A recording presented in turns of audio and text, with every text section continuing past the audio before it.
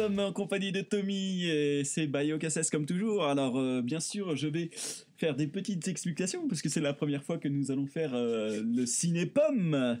Alors le ciné-pomme c'est comme ciné-melon, sauf que c'est avec des pommes. C'est ouais, plus le terroir normand effectivement. C'est comme les émissions Soavelos Normandie, bah là c'est Soavelos Normandie avec ciné-melon, enfin le ciné-pomme pour le coup.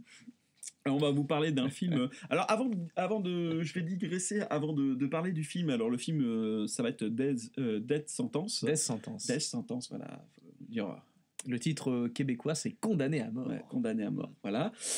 Film de James Wan, et du coup, avec Kevin Bacon en acteur principal. Avant, oui, voilà, pour digresser, je voulais juste rappeler Normandie, Soavelos Normandie et Ciné-Pomme, ce serait bien que ça soit fait, par exemple, dans d'autres régions, par exemple, pourquoi pas un ciné-raisin, par exemple, qui serait fait à Bordeaux. Ce serait bien qu'il y ait des gens qui fassent un peu pareil et voilà, qu'on puisse avoir plusieurs films. On va commencer avec Death Sentence. Alors, Est-ce que je me permets, vas-y. Death Sentence, c'est bien de le sortir du sac parce que quand même, c'est un film de très grande qualité. Il faut quand même l'avouer, que ce soit au niveau esthétique, au niveau scénaristique, au niveau de la mise en scène. Et c'est un film qui a quand même qui est très méconnu, qui a reçu des très mauvaises critiques, oui. Pour les raisons qu'on va expliquer. Voilà. Et c'est un surtout film qui a très 10 ans mauvaise déjà. critique, s'il faut le rappeler que James Wan juste avant avait fait quand même Saw et juste après a fait Conjuring, donc bon quand même des super productions qui ont marché, qui ont fait quand même bien cartonné, voilà, qui ont bien cartonné, et entre deux sort Death Sentence et puis là du coup c'est vraiment pas bien, hein. Bah, c'est comme un peu Dead Silence qui était, il l'a sorti la même année. 2007, enfin Death Sentence, ouais, en France il est sorti janvier 2008, je me rappelle, je l'avais vu au cinéma, il y a 10 ans déjà, et en fait ça devait être des films un peu plus personnels, tu vois, parce que c'est des... Saw, ça a été une série, Insidious Insidious qu'il a réalisé en 2011, Conjuring pareil, il y a eu deux volets à chaque fois, je pense qu'il va peut-être en faire d'autres, mais Death Sentence et Dead Silence, là, c'est des projets qui ont été un peu mis à part, tu vois, peut-être des films personnels, tu vois. Oui, peut-être. Et Death Sentence, ouais, il y a des petites choses à retenir, ouais. Bon, on va commencer déjà par expliquer un peu ce qu'est Death Sentence, un bon film faf. Alors, Death Sentence est un film sorti en 2007, un film d'action américain réalisé par James Wan. Alors, ce qu'on peut dire, c'est que les acteurs principaux, on a bien sûr en vedette connue Kevin Bacon, qui a joué dans Footloose à tous ses débuts. Ah oui, sorti en 84, je crois. Oui, voilà, très très vieux film, il a vraiment mal vieilli. Il y a aussi Gareth Edlund. Pas très connu, mais beaucoup de rôles de second couteau, parce qu'il est encore jeune, quoi. Il a à peine la trentaine d'années, et il a surtout joué des seconds rôles, quoi. Tu vois, il me fait un peu penser à cet acteur qui joue dans Son of Anarchy, là, qui a joué dans Hooligans, et le dernier Roi Arthur, comment il s'appelle, Charlie Hunnam. Il me fait penser un peu à lui. D'accord. Ok. Après, il y a Kelly Preston, bon, qui fait la femme de Kevin Bacon. Aisha Tyler, celle qui fait le personnage le plus détestable de la fonctionnaire. On va pas spoiler. Les flics, déni de bon sens. Quoi, voilà, c'est la flic. C'est la flic de service. La gardienne de la civilisation. Voilà. Jackson Marcy. Alors après, on va donner quelques détails sur le film. Et on a oublié John Mm. Goodman. Oh, exact, ouais, John Goodman, super acteur aussi, ouais, John Goodman. Bon, qui apparaît pas beaucoup dans le film, mais toujours des apparitions, tu sais, où on se rappelle à chaque fois. Voilà, c'est vrai qu'il a toujours autant de charisme. Alors, nous pouvions dire aussi que c'est tiré d'un roman, hein, Death Sentence, oui, de Brian Garfield. Donc voilà, c'est un très bon livre. La musique est de Charlie Clouser. Alors, la musique, vraiment incroyable. Alors je sais pas s'il s'inspire. Est-ce que c'est le même? J'ai pas regardé si c'était le même qui avait produit la bande son de Saw et de Conjuring, mais c'est vraiment on sent quand même, l'inspiration du gothique, l'inspiration des films d'horreur, quoi. C'est vraiment imprégné. Il y a ce côté-là dans la réalisation où les plans en contre-champ où on voit les lumières rouges, le jeu sur la lumière qui s'éteint, qui se rallume, tout ça. Les silhouettes menaçantes, tu vois. Oui. On sent bien, tu vois, chez Swan, De toute façon, il a fait que des films d'horreur. Hein. Dead Silence, qui est très proche dans la mise en scène. Je crois même qu'on dirait bien que c'est la même équipe, tu vois. Même au niveau du grain, tu vois, de la couleur, tu vois. Regarde, il y a des films qui ont des dominances de couleurs, tu vois. Et là, tu vois bien, c'est des couleurs bleu, noir, grise, tu vois, avec... je sais pas si tu vois ce que je veux dire. Oui, il joue sur la couleur chaude et froide. On voit bien dans des plans... surtout le plan du téléphone. Non, on va pas les citer, on expliquera tout à l'heure. Alors, il faut savoir que le budget était de 20 millions de dollars quand même. C'était pas un petit budget. C'est pas mal en fait. Hein. Ouais, pour 105 minutes le film, tu vois, mais ouais, gros budget. Pourtant, je suis même pas sûr qu'il est rentré dans ses frais. Hein. Ouais, c'est pas sûr. Classification interdiction au moins de 12 ans à sa sortie en salle en France. Interdiction au moins de 16 ans lors de sa diffusion sur France 2. Avec avertissement, ce film peut être interprété comme faisant l'apologie de la vengeance. Tiens. Et enchaîne les scènes de violence. Bah voyons. Oui. Bah voyons. C'est marrant, mais j'ai l'impression que ce genre de signalement, d'avertissement, ça cible qu'une seule partie de la population. Oui, je pense. Mais laquelle? Ne faites pas comme les autres. Voilà. C'est ça. Voilà, restez dans les clous. Voilà. Faites pas chier, tu vois. Faites confiance à la justice. Voilà, c'est ça. La justice, oui. Mais pas mal celle-là, on la laissera. Alors, on va faire le résumé, on va pas spoiler, on va dire juste le synopsis. Oui, voilà, c'est comme ça qu'on dit. Le résumé. Alors, Nick Hume a tout pour être heureux. Un bon emploi de cadre, une femme et 2 garçons, Brendan et Lucas. Mais cette vie rêvée tourne au cauchemar quand Nick et son fils aîné Brendan, après un match de hockey, vont dans une station-service pour faire le plein d'essence. Un gang masqué débarque et braque le gérant et le jeune homme, entrés pour acheter une boisson. Il tue le gérant et Joe Darley, le frère cadet du chef, fraîchement admis dans le gang, blesse gravement Brendan en lui tranchant la gorge à l'aide d'une machette. Joe est bousculé par Nick, qui a entendu des coups de feu et s'est précipité dans le magasin. Le père réussit à lui enlever la cagoule, puis le jeune voyou est renversé par une voiture. Emmené à l'hôpital, Brendan ne survit pas à ses blessures. Joe Darley est arrêté mais vite libéré. En effet, face à la perspective d'une peine trop clémente et afin de faire justice lui-même, Nick, qui est l'ultime témoin du massacre, change sa version des faits.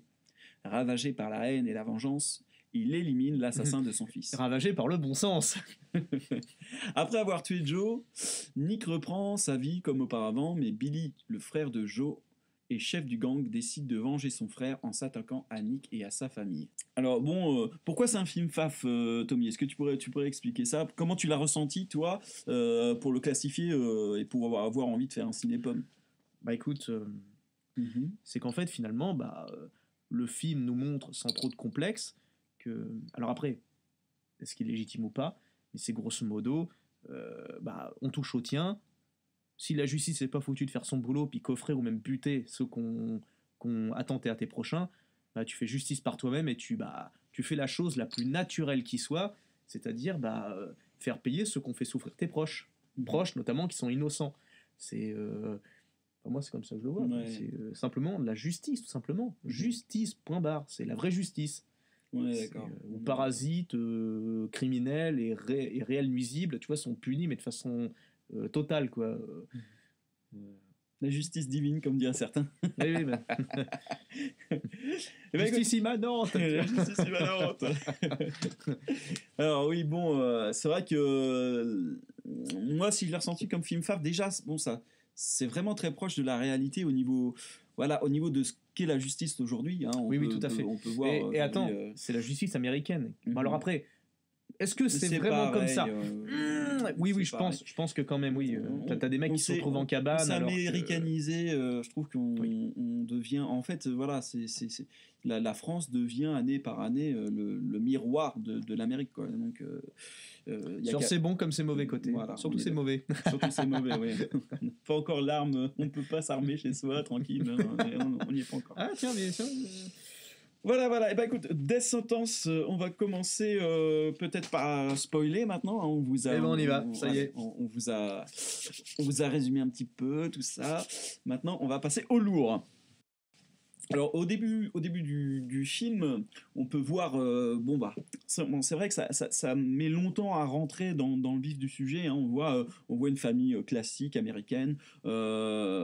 pas forcément classique parce que c'est pas des prolétaires. Hein. C'est une famille de bourgeois. Bourgeois, voilà. C'est la classe moyenne plus comme dirait l'autre là. Voilà, on est d'accord. Et je me permets 2 secondes, excusez-moi, de revenir sur James Wan, le réalisateur. Notez que le réalisateur est asiatique. Oui, c'est vrai. Et tu vois, il met tout le temps en avant des blancs, j'ai remarqué dans ses... Oui, c'est vrai, c'est bien dit. Bon, revenons à la famille You. Voilà. Donc, la famille idéale, hein, d'ailleurs, Kevin Bacon, qui est dans le film Nick Hume, je crois qu'on dit Hume. Donc Nick Hume le dit au début du film quand il est dans son bureau, voilà, que la famille parfaite, c'est d'avoir 2 enfants, c'est de faire du sport, c'est d'avoir. Voilà, c'est des valeurs saines, tu vois. Voilà, c'est un film qui, enfin, je veux dire, ça dégage bien une famille normale, tu vois, équilibrée. Voilà. Pas une famille de bourgeois gauchistes comme chez nous, tu sais, où les enfants font ce qu'ils veulent. Si tu regardes bien, tu vois, il y a de la discipline, tu vois, chez lui, tu vois. Il fait son travail. La femme, tu vois, je veux dire, s'occupe des enfants, tu vois, elle a son boulot à côté. Je veux dire, les gamins, il y en a un qui fait du sport, enfin, ils bossent à l'école tous les deux, tu vois. Il y a un ordre dans la famille, tu vois. Ouais. Tu sens, tu vois, je veux dire, les blancs normaux, tu vois, qui travaillent, font leur boulot, parce que contrairement aux films français, on te montre tout le temps des bourgeois, tu sais, tu te demandes ce qu'ils foutent de leur vie, quoi, tu vois. Ils ont des apparts parisiens magnifiques, tu vois. Mais qu'est-ce que vous foutez de vos journées, quoi, tu vois. Et le mec, il travaille jusqu'à pas d'heure, quoi, c'est... D'ailleurs, on voit le vrai patriarcat, là, quand ils sont... Justement, au début, ça commence avec un dîner, ils sont tous à table, et à un moment donné, bon, bah, quand Nick Hume dit, bon, bah, voilà, aide ta mère à débarrasser la table, voilà, bon, ça, bah, voilà, on voit, voilà, c'est pas fait, tu vois, c'est pas fait de façon inconsciente, tu vois. Les gamins, ils font un peu les cons, la mère leur dit d'arrêter, ils continuent. Et dès que le père arrive, bon, voilà, vos conneries, machin. Plié, voilà. Puis le petit dernier, hop, tu débarrasses toi aussi, tu vois. C'est marrant, tu vois, le petit message qu'il a envoyé. Là où commence vraiment le film, hein, c'est peut-être 10 minutes, un quart d'heure après, lorsque... Bien pour laisser la chose s'installer où tu t'attaches à la famille, t'aperçois que c'est des gens bien, t'as pas envie qu'il leur arrive du mal, tu vois. C'est important. On voit qu'il essaie de s'éloigner sur ce côté un peu film d'horreur. Bon, bah voilà, là, on monte le décor, on montre... Finalement, c'est son seul film qui est pas un film d'horreur. Qui a des codes de film d'horreur dans la mise en scène, tu vois, et la violence surtout, parce que ça, la violence, on va y revenir. Quand on voit ces voitures arriver, alors, c'est quoi comme voiture avec les gros les bagnoles américaines, vous savez, là, les trucs à deux, enfin, les bagnoles 3 portes, là. Des espèces de corvettes avec des grosses flammes, enfin bref... On voit qu'il rentre dans une station-service, donc du coup pas de voiture, voilà, une atmosphère plutôt sympathique. Et le père, oui, bon, on s'en rend pas compte en fait. Nick Hume est au téléphone avec sa femme. Ouais, excuse-moi, je me permets, mais tu vois, en fait, t'as le gamin qui va chercher donc à boire dans la station-service. T'as Nick qui appelle sa femme, tu vois, il met de l'essence dans la bagnole. Et en fait, quand il raccroche, tu vois, c'est comme s'il se ramenait à la réalité, tu vois.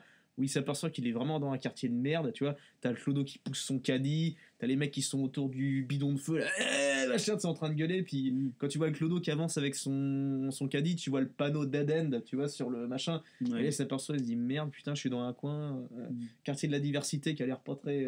Oui, c'est vrai. D'ailleurs, on voit bien qu'il veut pas y être parce qu'il se rend compte, c'est ça qu'on n'a pas dit pourquoi il va sur cette station, il se rend compte à la dernière minute, mince, merde, le voyant de l'essence s'allume, et merde, il a plus de gasoil, donc il est obligé de s'arrêter, malgré qu'il voit que le quartier n'est pas forcément sûr, mais voilà, il n'y a personne dans cette station de service, donc on s'attend à ce que ça se passe plus ou moins bien à ce moment-là. Donc là où on sent vraiment que l'apesanteur commence à changer, c'est au moment où justement Nick Hume dit « Je ne sais pas si on le reverra un jour », parce que en fait, il appelle sa femme au téléphone. Il appelle sa femme au téléphone. Son gamin va jouer au hockey au Canada, donc voilà, il va jouer, je crois que c'est en Ligue 1, et du coup la famille est très fière. Et donc à ce moment-là, au téléphone, il est tout joyeux, il dit bon bah je sais à sa femme, il dit je ne sais pas si on le reverra un jour, en parlant de Brandon, le fils qui est rentré dans la boutique pendant que le père est au téléphone devant la voiture. Et là, bon, bah, gros problème à ce moment-là, le père ne voit pas la scène qui arrive, et bien sûr, les gangsters arrivent. Les 2 corvettes. Avec les 2 C'est presque corvettes, des personnages à part, tu vois, les bagnoles dans ce film. Ouais. Et donc, ils arrivent dans le petit magasin. Et là, ça met l'ambiance tout de suite. Les gars, ils rentrent là-dedans. Forcément, ils demandent au mec de filer sa caisse. Alors, il n'y a que le gamin et le pompiste, quoi. Et en fait, les mecs qui sont en cagoule, ils rentrent là-dedans, leur blouson en cuir, fusil à pompe, tu vois, vraiment, là, les détails sont là, quoi. C'est pas comme dans les films de Nolan, tu vois, où les mecs sont... Enfin, t'as l'impression qu'ils ont tous habillé chez H&M, quoi. Voilà, là, on sent la crasse. Là, on sent, on sent les vrais danger, durs, quoi. tu vois. Voilà. Puis en plus, y a le leader qui bute directement à coup de fusil à pompe le pompiste, et tu t'aperçois que ça rigole pas, quoi. Parce que vraiment, au niveau de la mise en scène, ça te scotche direct, parce que déjà, ça rompt totalement avec la tranquillité du film qui est depuis le début. Et là, tu vois le mec se prendre le chevreau de 12 dans le bide, tu vois le bide qui explose, tu vois le gars qui voilà, c'est ça, c'est crade. C'est dégueulasse. Voilà, c'est vraiment, en fait, je pense que le réalisateur a voulu vraiment montrer la vérité crue, quoi.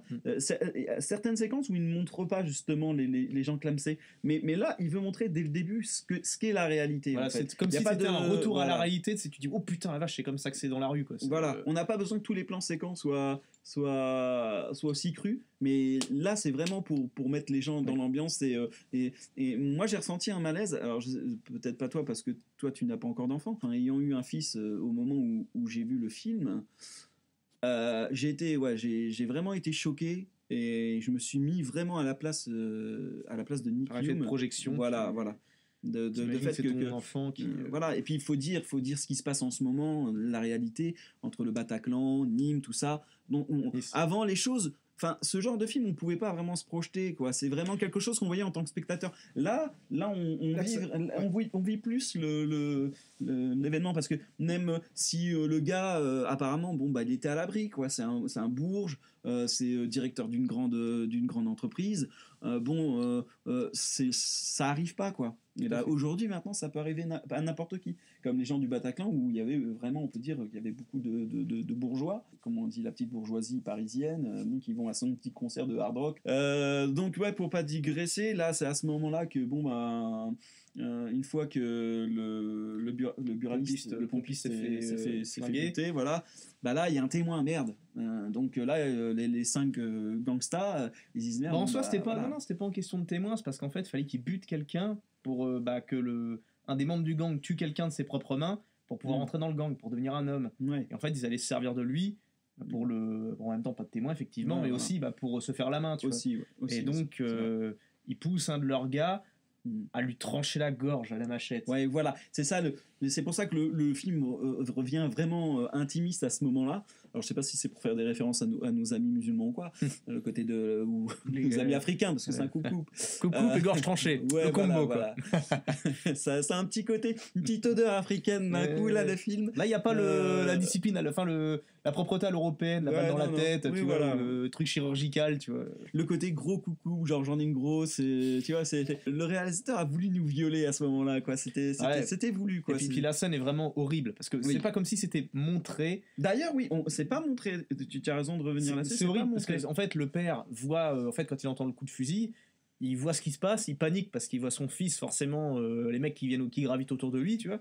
Et en fait, au moment où il court vers eux, il y a un mec qui se barre avec son 4x4 et il le boule, en fait. Alors bon, il se fait bousculer, mais le temps qu'il se remette, ça passe vite.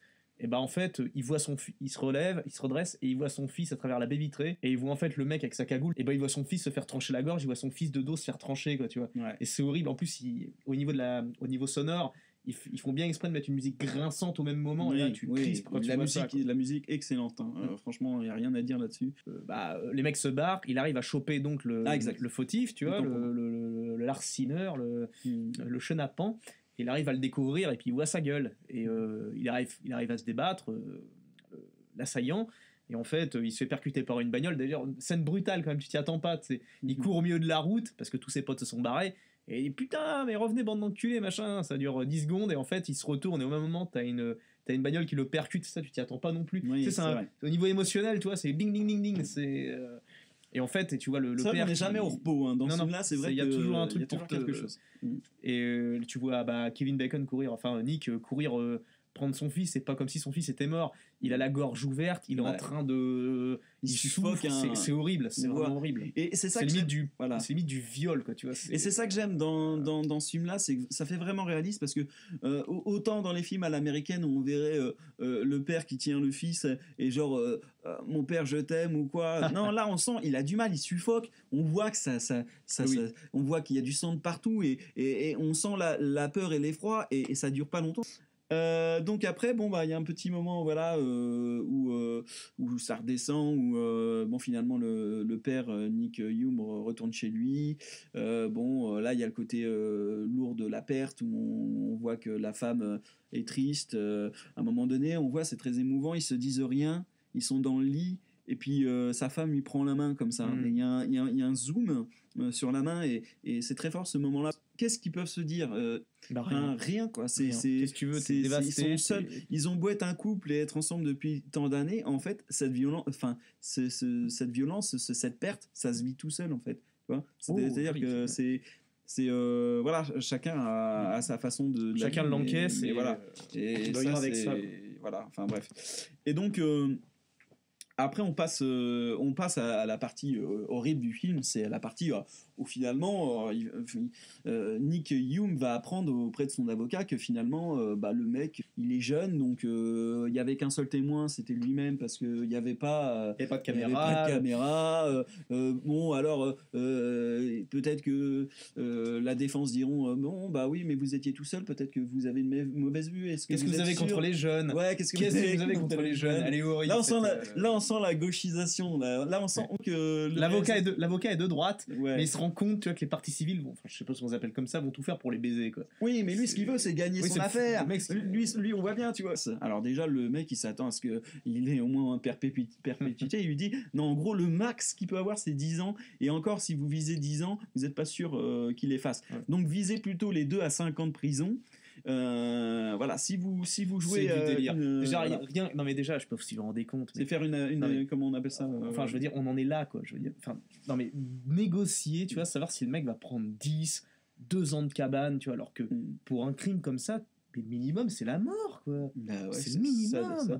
C'est du délire, quoi. Enfin, on a déconnecté ce bon sens chez les gens, surtout en France avec l'abolition de la peine de mort, cette connerie, tu vois, avec tout le cinéma de Dan Inter, mais tu vois, j'estime que ça, c'était uniquement pour se protéger eux. Parce que tu vois, qu'est-ce qu'ils en ont à foutre de la criminalité, la vraie, ils la connaissent pas. C'est pas pour du baratin humaniste. C'est parce qu'ils savaient, c'était pour couvrir leurs camarades quand ils se font pincer, tu vois, pour des viols, tout ce que tu veux. C'est pour ça qu'ils ont fait péter la peine de mort. Moi, je suis sûr que c'est pour ça, c'est pour que eux, un jour, ils soient pas inquiétés. Et ça refroidit les gens, tu vois.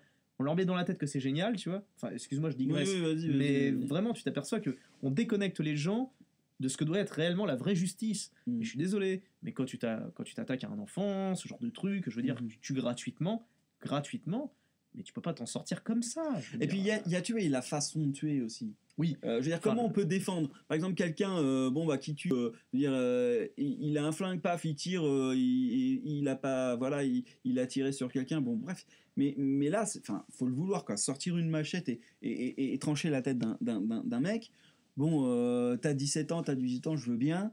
Mais il y a un moment donné, non, même 17 ans, t'es plus un gamin. Voilà, non, mais à un moment donné, il faut arrêter les conneries. Là, on voit les gauchistes. Alors l'autre, il veut gagner absolument son affaire. Alors il dit bon bah voilà, on peut faire un arrangement. Je peux peut-être lui faire je suis sûr de lui faire au moins 2 à 50 cabanes. Mais si vous cherchez à ce qu'il en fasse 10, ça se trouve ils vont le libérer d'office. C'est ça qui fait encore plus mal. C'est pour ça qu'à ce moment-là, oui, t'as le pauvre. Il décide. Nick Hume décide finalement enfin on verra la suite, mais décide de pas prendre cette solution parce que justement 2 à 5 ans, enfin il a perdu son fils, quoi. C'est ignoble. Ouais, c'est horrible. Et il s'aperçoit dans cette scène qu'il est tout seul, quoi. Parce qu'il a affaire à un avocat à la con. Enfin bon, la flic, tu vois, qui est là en mode Mère Teresa pour expliquer limite que celui qui veut la vengeance, il vaut pas mieux, tu vois, que les criminels. Tu vois, c'est ça le message qu'il a envoyé. Ah, vous voulez venger votre fils? Vous êtes pas mieux que les criminels. Tu vois, cette saloperie qu'on a fait rentrer dans la tête des gens, ou genre en mode non mais il a tué un enfant, il a tué quelqu'un, il a tué des gens, il a massacré.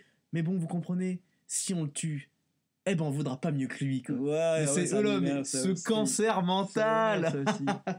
Et aussi la flic là, détective Wallace. Alors c'est marrant à ce moment-là, c'est vraiment gauchiste. Oui, mais bon, c'était pas un adulte, il voulait devenir un homme et pour devenir un homme dans le gang, pour rentrer dans le gang, bah en gros, il fallait tuer quelqu'un. Alors le pauvre, il l'a fait pour pas se faire tuer. Voilà. Parce que c'est ça où il se faisait tuer, tu vois.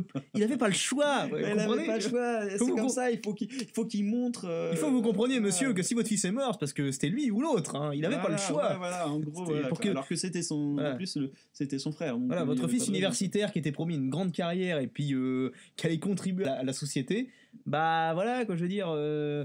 Bon bah tant pis pour lui, quoi, c'est pas de chance. Oui, voilà. La vérole de la justice, tu sais, où ça part c'est un peu comme le secrétariat, ça part dans tous les sens, tu vois, alors que merde, c'est quand même pas compliqué, tu vois, de dégommer un nuisible, quoi, je veux dire, c'est quand même pas beaucoup, quoi, tu vois, je veux dire. Mais d'ailleurs, c'est même pas ça, c'est si les juges jugeaient comme si c'était leur propre fils qui venait de se faire égorger. Oui, ils s'en foutent parce que leurs enfants sont jamais touchés, tu vois. Non mais on va dire, c'est ça le problème. Ça permet de mettre le doigt sur quelque chose. Vous compreniez les gens que si la justice est si clémente, c'est parce que toutes ces merdes ne les touchent pas. Je veux dire, c'est jamais les fils de juges, d'avocats qui se font buter, quoi. Et d'ailleurs, je dirais même plus loin. Parce que s'ils les relâchent si facilement, c'est parce que du coup, ils sont sûrs de pas avoir de problème. C'est encore pire. C'est de la collaboration. C'est de la collaboration. C'est monstrueux. On en vient là. Non mais il passe au juge. Puis en fait, quand il passe en jugement, c'est après le juge. C'est après, ouais. C'est parce que l'autre il est encore en attente dans la cabane, tu vois. Et t'as donc la juge qui a moitié affalé sur son siège, qu'on n'a pas grand chose à foutre. Tu sais, genre oui bon, vous en avez tout, je me casse avec mon dîner là, tu vois. Et en fait, Nick il est en train de il fusille du regard ce merdeux, tu vois, avec les tatouages et tout dans le coude, et puis tu le vois, il fixe, lui fait style qu'il va le buter, tu vois, genre ah ouais, d'ailleurs c'est bien ce moment-là, parce que à ce moment-là on voit Nick Young qui prend la décision finalement de le laisser partir, parce qu'il juge que finalement 3 ou 5 ans c'est pas assez, et donc du coup il dit ah non je le reconnais pas, finalement non, mais c'est pas lui. Dans le regard qu'il lui lance, tu vois, c'est en mode il comprend que c'est une ordure et qu'il n'a pas le droit de vivre, tu vois. Non, je crois que on voit qu'il fait un clin d'œil. En gros, de ce que j'ai compris, hein, on a ressenti le film pas de la même façon à ce moment-là. Moi, j'ai l'impression que plutôt quand il a dit il fait noir, justement que l'autre il s'est dit il a eu peur. Des représailles, tu vois, et donc en gros il préfère jouer la sécurité et dire d'accord, bien vu, c'est pour ça qu'il c'est vrai. Parce qu'au début si tu regardes bien il fait un signe comme ça genre avec la main, il fait genre tu vas le flinguer, tu vois, voilà, et donc en gros il a cru que c'était un péteux et que du coup finalement il préfère jouer la sécurité, tout à fait, alors que non, Nick a d'autres projets, voilà. Le crever. on va dire ses projets après. Alors voilà. Alors après, il se tape la pute, quoi. C'est Billy qui lui donne son petit jouet, là. Bravo, t'as été un homme. Donc t'as le droit de taper ta petite pute. Entre deux, il est rentré chez lui pour essayer de trouver une arme. Alors ça c'est très bien. À ce moment-là, on voit qu'il cherche une arme dans le garage. Son fils arrive à ce moment-là, puis il dit dégager. Et à un moment, on voit, il sort le coupe-coupe. Alors il s'est posé la question, je pense une demi-seconde, est-ce que je fais exactement comme eux, c'est-à-dire je prends la même arme et je suis aussi barbare. Et en fait, finalement, non. Finalement, il revient sur sa position en se disant non, il faut que je le tue sans qu'on me voie, quoi. Donc du coup, il prend plutôt une bonne dague quand même, quoi. Un poignard. C'est même un couteau style Rambo là. Ouais. Mais d'ailleurs, j'aime bien parce que dès qu'il rentre dans la cabane à jardin, il pense à prendre un couteau. C'est même pas le couteau de cuisine, tu vois. La première chose qu'il prend, c'est un sécateur, tu vois. Dans le mec, il doit se dire je vais le crever, quoi, tu vois. Après, Nick l'a suivi pour voir où est-ce qu'il crèche. Voilà. Alors du coup, après avoir baissé sa pute, il a fumé sa petite clope en sortant les poubelles. D'ailleurs, le mec, il sait même pas sortir les poubelles, il s'en fout plein partout, quoi. On voit vraiment le gros beauf, quoi. Et donc à ce moment-là, qu'est-ce qu'on voit ? On voit dans la pénombre, on voit Nick Hume qui au départ hésitait. Il est dans la bagnole, il se dit mais qu'est-ce que je fous là, quoi. Oui, c'est vrai. Ouais. Puis finalement, il veut changer, il veut se barrer. Et quand il le voit descendre, parce qu'au moment où il démarre la voiture, il voit le gars descendre en fait. Et c'est là qu'il se dit non, je peux pas le laisser, c'est celui qui a tué mon enfant, je peux pas laisser passer ça. Tu vois, au moment précis où il commence à se poser des questions, il se dit ah non, finalement faut que je revienne, faut que je retourne chez moi. Paf, il descend fumer sa cigarette et il est tout seul, quoi. C'est-à-dire il est tout seul dans l'occasion parfaite pour le crever. Voilà, il va le retrouver dans la pénombre pendant qu'il dégage ses poubelles. Voilà. Et donc Nick. Alors, on sent bien qu'il hésite. Hein. Ouais, alors, au début, le gars, là, je sais plus c'est qui, le frère de Billy, là, il arrive, et il le voit, et puis il dit quoi ? Oh, tu m'as fait peur. Il avait même pas reconnu que c'était le père, comme quoi le gars, on a rien à foutre, quoi. Il a tué quelqu'un, et voilà, c'est exactement, ça lui est sorti de l'esprit, quoi. Rien à branler, quoi. Tu es une ordure, mais tu es un mec innocent, quoi, tu vois. Il vit même pas avec cette culpabilité, tu vois. Et t'en as qui sont comme ça. Je veux dire, t'en as beaucoup qui sont. Enfin bon. Ouais, c'est ça, il a pas d'âme. Certaine influence. Et donc, à un moment donné, bon, bah, on voit que Nick Hume sort de la pénombre, et là, il le voit vraiment face à face. Et là, il dit « Oh, c'est toi !» Et là, du coup, alors qu'il aurait pu le poignarder dans le dos, on voit qu'il avait besoin, il y avait de l'affronter. Héros, quoi, qui a besoin de voir les yeux de l'autre pour... et d'ailleurs, il le plante même pas comme un enfoiré aussitôt. Ouais, c'est genre en mode Surinage. Voilà, il le bouscule dans les poubelles. Voilà, c'est-à-dire... D'ailleurs, à un moment, on voit bien, quand ils tombent tous les deux, il perd son couteau. Le couteau, il s'en va à genre 3-4 mètres. Et c'est l'autre, le mec là, la racaille, qui veut prendre le couteau pour le tuer. Il voit ça. C'est-à-dire que réflexe de survie, tu vois. Voilà. C'est-à-dire que ça se trouve, il l'aurait même pas. Ça se trouve, il aurait juste défoncé sa gueule, genre 4-5 chicots au moins. Et c'est parce que l'autre récupère le couteau. Et donc, il y a un peu, voilà, ils se bousculent tous les deux. Et à un moment donné, le couteau, lui, se renverse de l'autre côté. Et puis, le Nick Hume le surine avec. Mais c'était pas son intention, finalement. Après, on voit bien le côté blanc, juste, voilà, c'est juste, lui foutre une grosse dérouillée. Et peut-être le tuer par les coups. Mais au moins, vraiment, un combat de lion, quoi. C'est un combat... pas le truc en mode méritocratie, Vislar, voilà, la méritocratie, quoi. C'est celui-là qui est le plus fort. Méritocratie. Il pensait pour Fred dans l'évier. Après, là, tu vois, c'est l'homme normal qui est dans un monde normal. Donc, ça veut dire un monde normal, quoi. Je veux dire, tu vois, pareil. C'est quoi la conception d'un monde normal, tu vois, pour les gens, tu vois. Et un monde normal, pour un blanc, c'est un monde où tu travailles, où tu élèves ta famille, où tu construis, tu vois. D'autres n'ont pas le même projet, tu vois. D'autres n'ont pas la même vision du monde. On va pas non plus citer c'est quel groupe ethnique à peu près, mais bon, je pense qu'on s'est compris. Mais attends, ouais, donc c'est l'homme...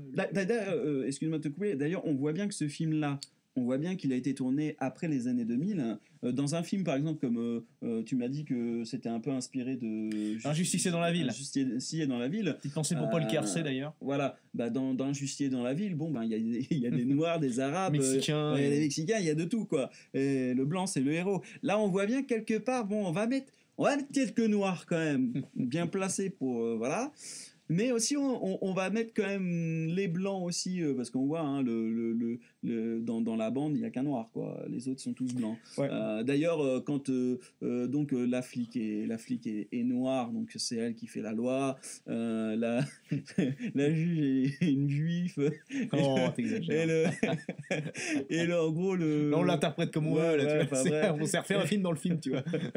Et après, comment on va dire, bref, si l'infirmier, le docteur, même pas l'infirmier, le docteur qui est censé sauver la vie de Brandon, le mec il est noir, quoi, logique, quoi. Le mec il est là, il va sauver la vie de Brandon. Le grand sorcier. Voilà, le marabout. Après avoir tué, il essaie de retrouver son sang-froid quand il va rejoindre sa femme et son fils. Et là, même si, il était en transe, quoi. Même si, finalement, il revient comme si de rien n'était, il a quand même quelques séquelles. Hein. Il s'est fait couper la main, il a des bleus un peu partout sur le visage. Donc, premier réflexe, sa femme, qu'est-ce qui s'est passé machin. Je suis tombé des escaliers. Et là, on voit Lucas, qui a tout compris, quoi. À ce moment-là, d'ailleurs... le frère de Brandon comprend ce qui s'est passé et à ce moment-là t'as Nick Hume qui dit à son fils ça va, est-ce que tu vas bien, et lui il retourne la même question parce qu'il sent bien que ça va pas, quoi, il s'est passé quelque chose. Donc voilà, après du coup le Nick Hume dit à sa femme est-ce que tu peux me couler non, c'est pas ça. Enfin, il va prendre une douche. En fait, il pleure parce que il a basculé, quoi. Tu vois, voilà. Vraiment, là, c'est tout qui est seule scène où il pleure, ouais, vraiment. Où, tu vois, parce qu'il se rend compte que il a fait entre guillemets une saloperie, mais qui était nécessaire, tu vois. Il y a pas de retour en arrière, comme ils disent, tu vois. Mais on peut l'interpréter de plusieurs façons. Je pense pas. Pour moi, il regrette pas. C'est juste que ça redescend. Ça y est, c'est fait. C'est la pression qui redescend. Et puis quelque part, il pense après à la suite. Bon, est-ce qu'il va se faire arrêter, machin, qu'est-ce qui peut se passer ensuite, voilà, je pense aussi il pleure parce que voilà, tout redescend. Après il pense à la mort de son fils, tout ça. Oui, voilà, ça. Et à ce moment-là, bon, bah, c'est la première fois que apparemment sa femme le voit pleurer, elle rentre. Et là, elle croit sur le coup que en fait, voilà, Il pleure pour son fils, tu vois. parce qu'il justement, C'est un peu de tout, justement, c'est un vrai mec. C'est le mec, il est là, c'est le patriarcat. Il pleure pas, il essaie de porter sur ses épaules le poids de sa femme et de son fils Lucas. Et donc justement, il montre pas ses sentiments. Il va pas pleurer comme une gamine et il retient, voilà, il retient ses larmes. Et là, il n'en peut plus, quoi. C'est ça. Et il le fait sous sa douche. C'est sa femme qui vient le voir parce que bon, vu qu'il a été coupé, tout ça, bon, elle s'inquiétait. Mais voilà, il pleurait comme un homme sous sa douche parce que voilà, c'est loin de tout, tu sais pas devant personne. Voilà, il avait besoin de voilà, de la dignité. Bref. Alors après, il retourne tranquille au boulot, style de rien. Alors, il est ouvert et il aurait besoin de 6 points de suture, peut-être même 10. Et il arrive comme ça, hop, il se fait un petit truc vite fait au niveau du... un bandage, un bandage au niveau de la main. Ouais. Et de l'autre côté, prend son affaire. Ouais, mais de l'autre côté, ils ont réussi à le griller parce que la pute qui... Non, même pas, c'est la sœur. Avant ça. Il retourne tranquillement dans son bureau, puis à un moment donné, bon... Encore elle, il y a putain de détective Wallis, ouais. Il y a un détective qui arrive et bon bah voilà quoi, je veux dire, faut quand même donner une justice quand même. Qui sont ces blancs qui veulent faire justice soi-même? C'est quoi ça? Dans quel monde on vit, quoi? Qu'est-ce qui se passe? Donc il faut faire payer voilà le petit directeur, le petit bourgeois là. Le mec qui bosse, tu vois, qui a juste été, tu vois, et puis la nana qui vient lui faire la leçon en mode vous savez, là je vais faire de la justice soi-même, hein, c'est pas bien. C'est pas bien. Vous avez perdu votre fils? Mais bon, vous comprenez, laissez faire la justice. Voilà, c'est quand même 2 à 5 ans de prison, et c'est déjà bien. C'est déjà pas mal. En plus, à un moment donné, je sais pas si tu te rappelles, avec l'avocat, il dit oui, peut-être qu'il retrouvera la foi en prison. Ah oui, j'avais oublié ça. Oui, non, mais les gauchistes à mort, quoi. Mais c'est tellement proche de la vérité. Ah non, il y a un moment où il dit l'avocat, il dit, parce que l'avocat, bon, il s'en fout, lui, à un moment, on revient là-dessus, mais à un moment, il dit bien, ah non, mais moi, si ça tenait qu'à moi, le mec ressortirait pas de prison vivant. Et quand il dit ça, tu vois la gueule de la détective, c'est qu'il lève les yeux au ciel en mode mais ce n'est pas la bonne solution. C'est ridicule, quoi. C'est vraiment. Voilà, tout le monde peut avoir une deuxième chance, hein, vous comprenez, il a pas fait exprès. Alors, oui, donc après, le truc qui est assez drôle, à un moment donné, elle vient dire, bon, elle essaie de le questionner à la Colombo, quoi. Ah, vous savez, bah finalement, le petit jeune qui a tué votre fils, bon, bah il est mort. Et là, t'as son collègue qui dit il y a une justice. Il y a quand même une justice. C'est bien la scène, quand même une justice. Et lui, voilà, il reste droit dans ses bottes. Ah oui, bon, bah c'est bien. C'est dommage, voilà, bon. Et t'as quand même la suspicion de la flic, en plus qui. Oui, voilà. En plus, c'est qu'il y a une enquête parce qu'une vermine est morte, quoi. Tu vois, ça qui me choque. Le mec, c'est un assassin, tu vois, je veux dire, c'est de la vermine, et malgré tout, il y a des dossiers, des enquêtes, des machins. Voilà, c'est clair. Toute une procédure qui coûte du pognon, ouais, tu vois. Ça. Et putain, je veux dire, il y a d'autres priorités, quoi. Et c'est vrai, tu vois. Ça. Quand des Omar m'a tué. Non, quand des criminels sont butés, je veux dire, t'as quand même des flics pour enquêter pour. Mais qui a bien pu faire ça, quoi? Qui a bien fait cet acte odieux? C'est la loi, quoi. C'est dingue. Bon, bref, voilà. Le gars vient d'apprendre par le Renoir, là, son pote.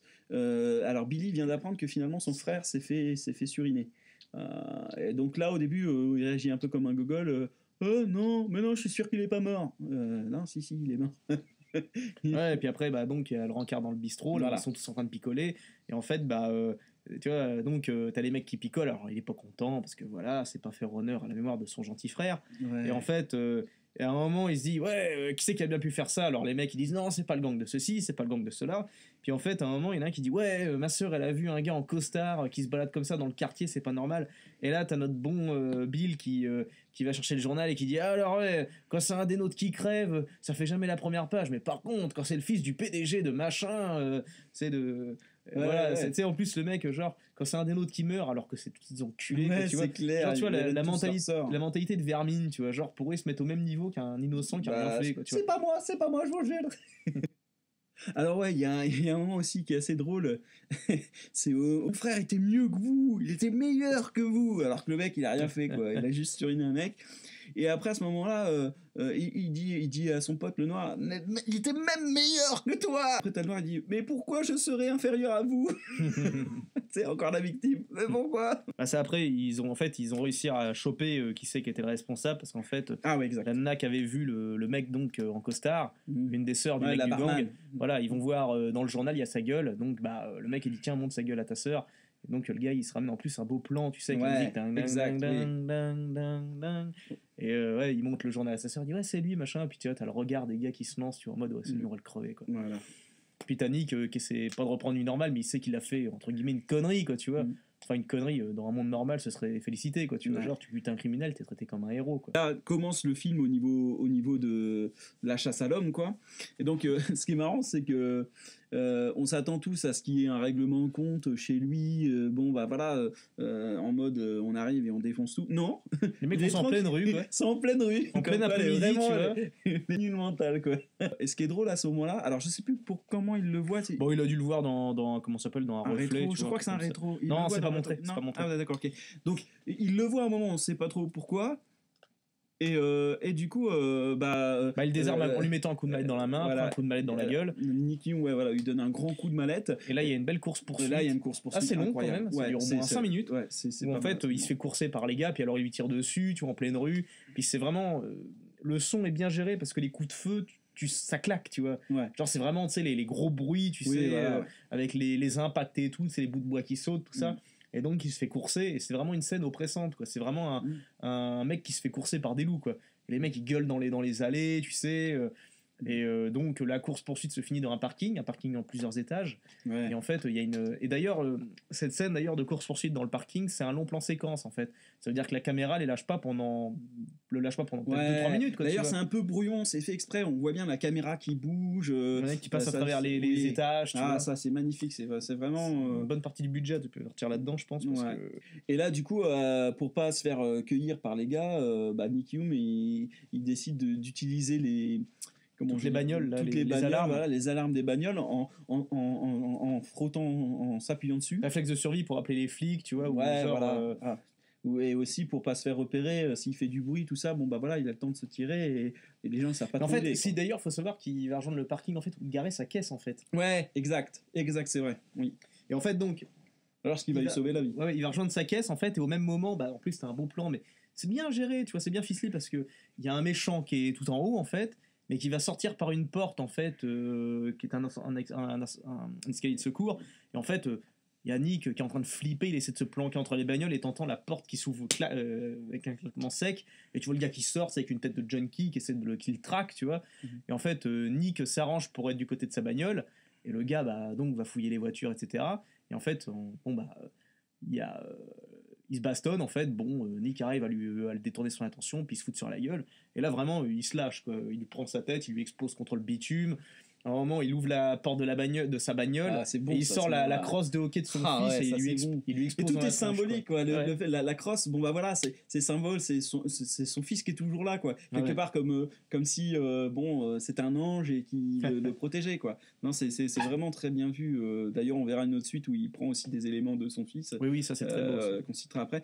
Alors aussi là, ce qui est génial, c'est le moment donné où ils sont dans la voiture, là, comme tu as dit, là, quand ils donnent des coups, mais finalement, ils sont tous les deux dans la bagnole, et à un moment donné, le frein à main est lâché, et la voiture part tout seul. Et donc, on voit que la voiture tombe, et ça va arriver au moment où ils sont en haut du building, un parking à building, quoi, et on voit que la voiture va tomber dans le vide. Et là, à ce moment-là, il a le réflexe, Nick Young, de prendre la ceinture, d'entourer le gangsta avec la ceinture, et de sortir. Il fait péter le pare-brise avec ses pompes et il se barre. Et puis l'autre reste là-dedans. Puis il fait une petite descente de 5-6 étages. Belle cascade d'ailleurs. Ouais, la bagnole explose. La bagnole explose pas d'ailleurs, justement. Se crash avec le pare-bœuf qui vole là. Ouais, voilà. On sait qu'il est mort. Vu la hauteur, on sait celui-là, ça en fait un de moins. Et ce qui est marrant à ce moment-là, justement, je te posais la question. Je me suis dit, tiens, c'est bizarre. Ça a mis au moins 5 minutes. Et les gars, ils sont toujours pas là. Et quelque part, le coup des klaxons il s'est amusé à faire du bruit, bah voilà, chacun faisait ses repères de chaque côté. Pour les occuper le temps que les keufs arrivent. Voilà, donc ça pue, ça nous a obsédé le coup des klaxons. Hein, voilà, le coup des klaxons était ça. Donc voilà, alors après, du coup, il arrive à ressortir sans se faire choper par les autres. Et puis de toute façon, vu le boucan que ça a fait, les flics viennent à ce moment-là, donc ils entendent les sirènes et du coup ils se barrent. Et dont la flic noire qui vient faire son maquette. Qui a pu tuer ce méchant criminel? Voyons, il faut éclaircir ce mystère. Qui a commis cette injustice? Qui a fait le boulot à notre place? Ouais, voilà. Il y a un justicier. Je sais pas ce qu'il voulait. Je sais pas ce qu'il voulait balancer le réalisateur, mais en mode. Putain, mais je te dis, la flic qui s'occupe plus presque des criminels que des innocents. Il appelle les flics directement dès qu'il a eu l'appel de Bill. Et en fait, la flic, grosso modo, il demande à sa famille de retourner à la maison, sa femme de retourner à la maison pour savoir si le gamin est bien rentré. Parce que forcément, l'autre a menacé sa famille. Et là, on a Inspecteur Wallis là, qui débarque chez lui en mode franchement, hein, vous êtes foutu dans la merde, hein, monsieur. Hein, Vous avez voulu faire justice vous-même, va falloir le payer maintenant. Hein. Exact. En mode, il n'y a même pas de écoutez, c'est de votre faute, on va s'occuper de vous, tu vois, on va vous mettre une bagnole de flic devant chez vous, mais vous pouvez nous demander plus, quoi, tu vois. Voilà. C'est pas la faute des flics qui vont pas dans ces quartiers faire la loi et essayer de remettre un peu d'ordre dans ce bordel, qui sont même pas capables d'y aller parce que ils ont les straches. Et c'est pas de la faute à la justice qui libère des criminels parce qu'ils ont pas de couilles pour les juger.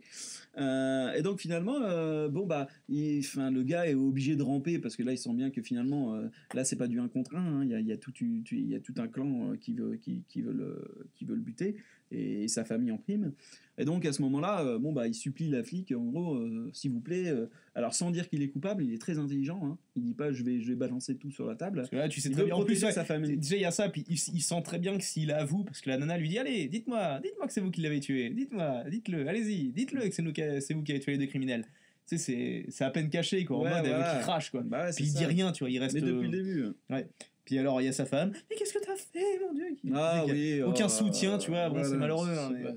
Et en fait, on voit bien l'inspecteur qui essaie de le faire tomber en faute, genre pour le niquer, quoi, au final. Genre, vous les avez tué un criminel, c'est la prison, monsieur. Préméditation, perpétuité. Nous, les Blancs, c'est vrai qu'on aimerait bien avoir une Valkyrie à côté de nous, pas une femme qui dise qu'est-ce que t'as fait? C'est qui te soutienne à dissoudre. Et même limite qui vient avec toi pour buter le mec. Puis après, qui t'aide à dissoudre le corps dans l'acide. C'est ça. Enfin, je veux dire, il a tué leur fils, quoi. C'est quoi le délire? D'ailleurs, à un moment donné, j'ai bien aimé ce passage où elle lui dit mais pourquoi t'as fait ça? Il savait pas quoi dire, et puis dit parce que c'était mon fils, et il la regarde et dit enfant, et c'était ton fils. Ah oui, elle est belle cette scène. Cette phrase elle est forte parce que elle dit oui mais voilà, ça montre aussi ça montre que presque que Nick est tout seul en fait, tu vois. Oui, c'est ça. C'est le seul qui est habité par le bon sens avec son collègue de travail, tu vois. Ouais, c'est ça. On voit que son collègue aurait fait la même chose. Ça, c'est bien. Alors c'est vraiment typiquement masculin. Tout le monde essaie de le niquer, quoi, tu vois. Je veux dire, la femme flic, sa femme qui comprend rien, tu sais, en mode. Soit des femmes ou soit des femmes mentales, des gauchistes, quoi. C'est ça en fait. En fait, il y a un monde normal d'un côté et puis il y a le monde gauchiste de l'autre, quoi. Et donc en fait à ce moment-là, qu'est-ce qui se passe? Alors donc alors à ce moment-là, il supplie à la flic de faire son boulot, quoi. Et cette conne, tout ce qu'elle trouve à lui dire, c'est oui, vous avez déclenché une guerre, que Dieu vous aide. Pouf, putain, va niquer ta mère. Et donc à ce moment-là, il dit écoutez, si vous voulez être sûr de alors là c'est très drôle, si vous voulez être sûr que il n'arrive rien à votre famille, faites tout ce que les flics vous diront là, c'est ceux qui sont censés faire la surveillance devant la maison c'est pas ce non, elle dit pas juste si vous appelle, faites ce qu'il vous dit ou un truc comme ça. C'est pas ce qu'elle dit plutôt. Faites ce qu'ils vous disent. Non, je pense qu'elle parle aux flics. Les flics, elle regarde les flics. Non, parce que les flics ils sont dans leur bagnole à une vingtaine de mètres. Non, elle lui dit bien, s'il vous le rappelle, faites exactement ce qu'il vous dit.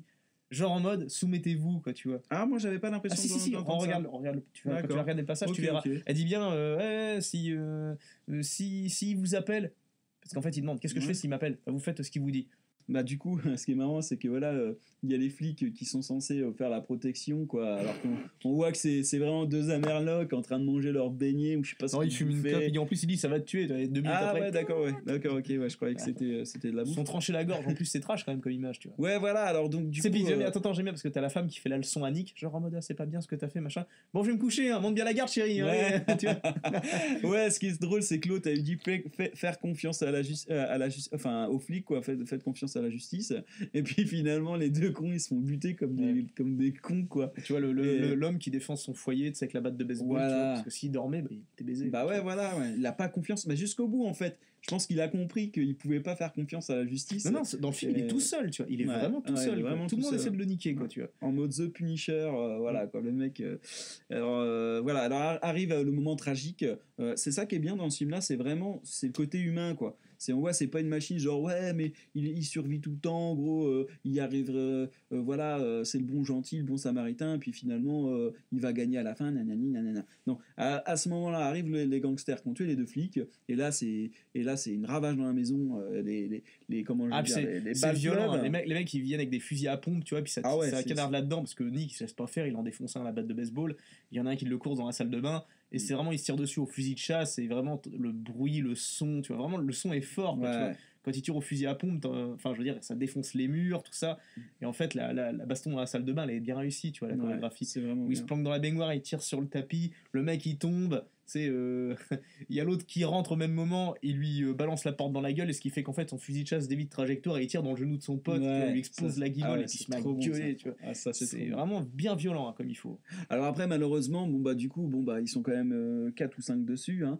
Donc à un moment donné, quand il veut foutre la rouste à un des gangsters, il tombe. Et pendant ce temps-là, sa femme et son gamin. Voilà, sa femme se fait attraper par les cheveux par Billy. Son gamin est ramené aussi par un autre membre du gang au milieu de la. Comment je veux dire ? Du salon. Et là.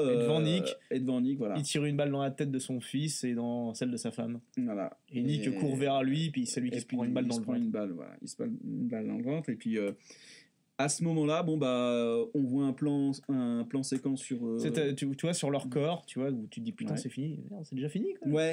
D'ailleurs, j'ai cru vraiment que c'était la fin, moi. En genre mode American History X, quoi, genre la fin, c'est ça. Ah oui, bah voilà. Si tu veux faire ta justice toi-même, tu sais, le gros film de. En fait, on voit tout un film droitard du début à la fin, et là, ouais, bon, bah. La violence. On croit que c'est le bon chemin, mais c'est pas bien, en fait. Ouais. Finalement. J'ai cru que ça allait me. Voilà, le bon sens, non.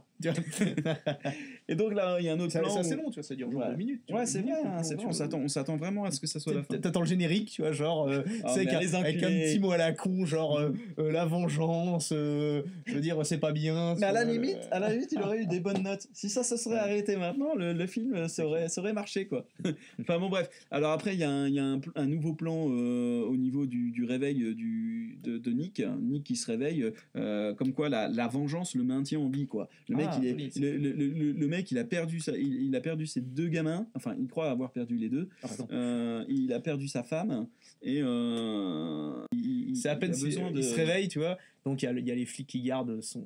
Il y a des flics partout, tu vois, quand même. Sauf où il faut, voilà, tu vois. Il y a des flics partout dans l'hosto, machin, mais jamais là où il faut. La vache, quoi. C'est dingue. Il y a un mec qui a fait la justice, qui a fait le travail pour les 20 pécores de flics qui sont là pour un gars en plus qui est dans le coma, quoi. C'est horrible. Non mais le ridicule, quoi. Mais c'est ça. C'est ça dans la vraie vie. C'est ça dans la vraie vie. C'est ça qui fait. C'est pour ça que c'est un vrai film faf, quoi. Et donc à ce moment-là, on a on a la fille qui arrive en mode Colombo. En mode donneur de leçons. Ah bah vous avez vu ce qui vous est arrivé. On vous l'avait dit, hein. C'est le mec qui vient. Attends, le mec qui vient de se réveiller, tu vois. Il vient d'apprendre que sa famille est morte et t'as toujours cette connasse pour venir lui expliquer. Vous savez, M. Newman, dans toutes les guerres, personne n'a raison, je sais pas. La vieille philosophie de gonzesse, tu vois, genre le truc qui comprend rien, quoi. Tu vois, genre on lui a mis une matraque et une plaque, elle est contente, ça y est, tu vois, on va t'expliquer la life, quoi. À ce moment-là, elle voit bien dans ses yeux qu'il est déterminé, quoi. Il veut savoir où est son fils parce qu'il lui dit ouais, ton fils est encore vivant. Et donc du coup, il se lève et elle lui dit comme ça, mais vous ne gagnerez pas. Parce qu'elle sent bien que lui il veut continuer, quoi. Et à un moment donné, avant qu'il parle à son fils et finalement qu'il se barre, il dit comme ça, quelquefois il n'y a que le chaos. C'est-à-dire, il a fait le constat que de toute façon, je me rappelle pas de ça. de toute façon, lui, il a fait le choix de se dire, il a tué mon fils. Il aurait fait 2 à 50 cabanes, moi c'est pas assez, je veux plus. Il a fait ce constat et puis il a décidé lui-même de faire cette justice quoi qu'il en coûte. Et du coup, bon bah, il se dit, bah voilà, quelquefois il y a que le chaos, parce que quand on a une société de chaos, quand on a une société où la justice ne fait pas son travail, où les flics ne font pas leur travail, parce que ça aussi, ça me fait rire les gens qui disent ouais mais les flics, ouais mais faut comprendre les flics, c'est pas eux hein, qui décident de tout ça. Non mais ils savent, la loi elle est écrite. Tout le monde sait par exemple que les migrants ou que les maghrébins à la con, tous ces gens qui sont armés, faut voir comme ils sont armés dans les cités quoi. Ils le savent, ils savent qui a quoi. Mais bien sûr, c'est ça arrêter de sortir de ça. C'est ça qui est énervant. C'est-à-dire il y a des lois, ils le savent. C'est pas parce que le procureur de mes couilles. Ça c'est l'excuse, tu vois. La hiérarchie, toujours la hiérarchie. Putain les mecs, vous êtes des milliers, quoi. Ça vous arriverait pas de vous coordonner tous pour dire en mode vous nous faites chier. C'est clair. Tu vois genre non mais c'est non il y a mon salaire à la fin du mois, alors j'en ai rien à foutre quoi.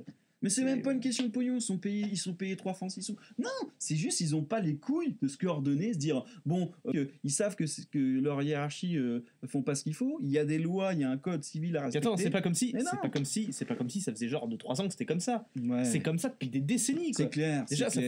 Déjà il y a des flics qui ont plus de 20 ans de boutique qui me disaient ça, tu vois, genre ah mais les hiérarchies machin. Mais attends mec, c'était en 95 quoi, putain, on est en 2018 quoi. Jusqu'à quand ça va durer ce bordel quoi? Où des blancs vont se faire crever dans la rue tous les jours, des filles vont se faire violer, je veux dire, mais il y a un moment, il faut arrêter, quoi. Je veux dire, non, mais alors que pourtant, vous avez pareil les armes. Pareil pour les gendarmes, pareil pour les militaires. C'est la même alors chose. ça, c'est le pire, ça, tu vois. C'est le pire. Je crois qu'il y a censés défendre leur pays, ils veulent bien mourir en Syrie, ils veulent bien mourir, mais par contre, mourir en France, fait chier, quoi. Et donc voilà, quoi, se dire, on marche sur la tête. Enfin, bon, on va revenir quand même au film. Alors, à un moment donné, bon bah voilà, là on voit qu'il parle à. D'ailleurs, oui, excuse-moi, parce qu'en fait, juste après qu'il ait parlé à son fils, ouais. T'as le plan où tu vois en fait donc il se casse de la pièce, et tu vois l'inspecteur Wallis qui rigole, tu vois genre, il rigole avec une auxiliaire de vie ou je sais pas quoi, mais qu'est-ce que fait Nick? Il a disparu, tu vois. Mais genre, elle rigole, tu vois. Genre, la meuf qui est vachement concernée, tu vois. Bon, bref, vas-y. Ouais. Donc, bon, il parle à son fils, il explique, bon, que, ok, Brandon, il préférait Brandon, mais qu'il aimait aussi parce qu'il ressemblait à sa femme, tout ça. Enfin, bref. C'est un beau discours. Donc, bon, là, il y a un beau discours. On voit qu'à ce moment-là, c'est grâce à ce discours-là qu'il sauve la vie à son fils, parce que son fils, en entendant ce qu'il avait besoin d'entendre de son père, bah, finalement, après, du coup, il va se réveiller. Bon, lui, il le voit pas avant de partir, donc il est en mode. Il est possible que j'ai tout perdu. Voilà, c'est ça. Donc du coup, il se serait réveillé avant. C'est sa dernière prière en gros. Il vient, il espère que son fils va lui serrer la main de façon à ce qu'il puisse rester et puis et laisser la justice faire. Et là, du coup, bon bah, il réagit pas. Et à ce moment-là. Bon bah du coup il avait demandé à être seul avec son fils, donc du coup Colombo bah et du coup elle est pas là, elle dit bah j'attends devant la porte, et puis finalement il part par la fenêtre quoi. donc ça c'est un bon moment. Et puis là on voit un plan comment on dit, un zoom quoi, un plan carré quoi, ouais, un plan carré où on voit qu'il pleut quoi. Le mec il est à moitié, il a le crâne ouvert quoi. Il y a de la pluie, il est sur sa petite tenue de... Oui, il sort de tenue d'hôpital, et puis il se barre chez... En fait, il retourne chez lui, donc le lieu du crime, donc il passe à travers les scotch jaunes, tout ça. Voilà. Il y a le tracé de sa femme, puis en fait, il prend 2-3 affaires. Le regard à ce moment-là. Belle performance de Kevin Bacon est incroyable. Hein. Regardez, il y a plein de films de Kevin Bacon, j'en ai pas un seul que je me souviens où c'était vraiment une grosse daube. Hein. Vraiment un super jeu d'acteur. Du coup, bah, après, bon, bah, voilà, la fameuse scène hein, que tu adores. Donc, on est... Bah, avant ça, en fait, il va chercher tout son fric à la banque. En fait, il se rencarde sur où est-ce qu'est le mec qui veut buter son équipe. Il va s'acheter des pétards, des guns. Alors, avant d'acheter des armes, il va chez le guignol qui parle espagnol là, le beau Mexicain, tu sais, c'est le Mexicain, c'est les Maghrébins des États-Unis. Ouais, voilà, c'est ça. C'est vraiment, je sais pas s'il existe plus cruel et plus. Pepito me corazón. Ah putain, il y a que les blancs pour mettre en avant, tu sais, genre les c'est genre les trucs touristiques, c'est genre avec le sombrero, tu vois, le poncho, la petite guitare, tu vois, alors qu'en vrai c'est c'est un trou de chiottes, quoi, le Mexique, enfin toute l'Amérique latine, c'est c'est le coin le plus violent de la planète, quoi. Alors donc là, arrivé à ce moment-là, t'as le guignol là, qui parle espagnol à l'homme d'affaires qui est Nick Yoon et qui maîtrise. Ce qui est marrant, c'est que l'autre il parle, il dit no comprendo l'espagnol, ça, et puis le gars il le laisse parler longtemps, genre style j'en trave que dalle, et puis là le gars il s'est pas aperçu qu'il était affaire à un homme d'affaires, quoi. le mec il maîtrise mieux la langue de ses ancêtres que lui-même, tu vois. Et donc en fait il le fout à l'amende, je sais plus ce qu'il dit en espagnol, oui, en gros, va niquer ta mère, ouais voilà, et il explose la tête sur son comptoir. Et à ce moment-là, en plus en lui explosant la tête, l'autre il dit rien parce qu'il sort une grosse liasse de billets, c'est pas $5,000 quoi, genre tiens c'est pour ton pif, pour te refaire la gueule parce que déjà t'as une sale gueule. Et à ce moment-là finalement il dit en gros où c'est qu'il peut s'acheter des armes, et là il va tomber sur la scène où c'est qu'il va acheter des armes en fait. Et avant il va à la banque comme tu m'as dit, vas-y tu peux en fait il va récupérer le pognon, en fait tout ce qu'il y avait sur les comptes des enfants, tu sais, et puis alors donc la dame elle lui file tout le fric, puis c'est noir, c'est genre elle lui file tout le pognon, puis il dit oui je solde tout machin, même l'argent pour les études des enfants. Ah ouais, oh la grosse et là c'est pendant qu'il rentre le fric dans le sac, il la regarde avec un regard assassin, pire que si c'est genre mais pauvre conne, tu vois, ferme ta gueule, quoi. Vraiment le regard magnifique, enfin le regard mais tu sais qui te flingue. C'est la meuf qui se permet, c'est l'autre il a la gueule en sang, il a des cicatrices plein la tronche, tu vois. Ouais, l'argent des enfants. Ouais, une 60 de kiwi quoi, on est habitué. On parle, tu sais, il y a la fameuse scène, donc quand il a acheté les flingues, il retourne dans son garage et vraiment ça commence par le plan de la lumière, tu sais, avec le genre Terminator, le premier, je sais pas si tu vois. Ouais, quand il a la même scène quoi à peu près quoi. Quand il est devant l'évier là qui s'arrache l'œil. Ouais, voilà, qui s'arrache l'œil, ouais.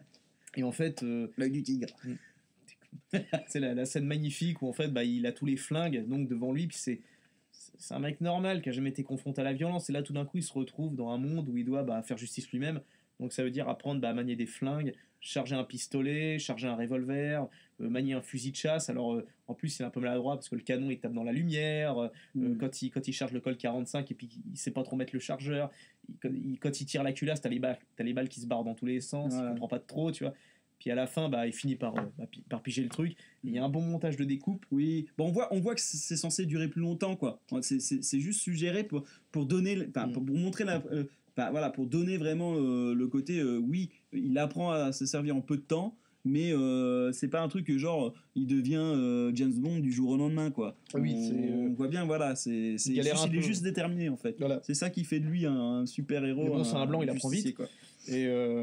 Et d'ailleurs, tu sais, là c'est là que tu vois vraiment la performance de l'acteur, où en fait, pendant qu'il prépare ses flingues et tout, il a sa casquette, il a encore, et en fait il finit par se regarder dans la glace, tu vois, son visage, et il voit que il a une entaille au niveau du crâne, donc ce qui fait qu'ils ont découpé un bout de sa coiffure, et il se dit mais je suis plus ce mec là, quoi, je suis plus l'homme que j'étais avant. Donc il sort la tondeuse et il se rase complètement le crâne avec une belle musique de rock et tout, tu sais, mais sans être trop beauf, c'est un mélange de rock et de et en fait donc il y a la transition, il y a des coupages où il se coupe les cheveux, il se rase la tête, avec où il charge les flingues, tout ça, avec un bon montage dynamique. C'est bien et tu vois vraiment la métamorphose du personnage, quoi, tu vois.